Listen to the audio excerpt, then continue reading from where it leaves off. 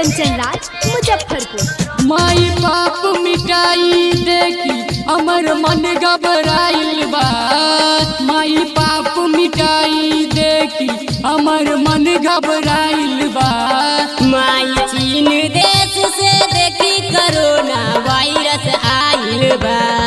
माई चीन देश से देखी कोरोना वायरस आइल बा। माई चीन देश से देखी कोरोना वायरस आइल बा।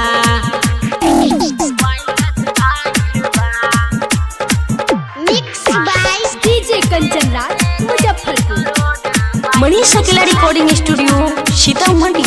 दिलवा न मन तारे गाना तारे मन में ये सोची सोची आई रहुए अंगन में।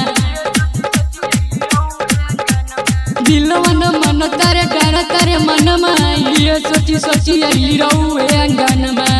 पेट कोई से पलाई रोजगार गइल बा।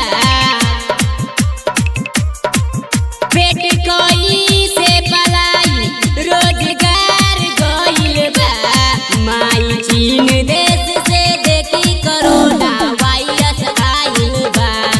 माई चीन देश से देखी कोरोना वायरस आइल बा। माई चीन देश से देखी कोरोना वायरस आइल बा।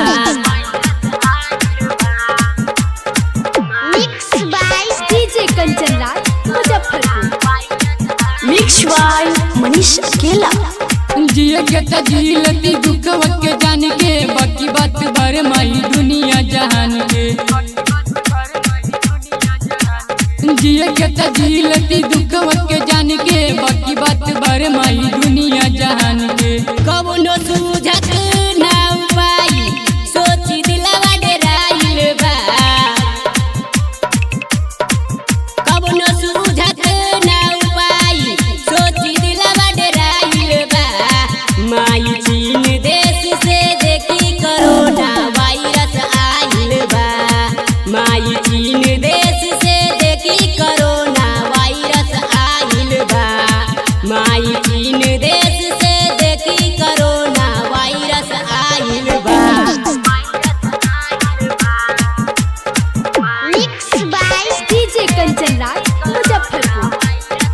Mix by Manish Akela. ललन लुटेरे कहे सुना हमर माई कद उपकार जनी बना तू कसाई।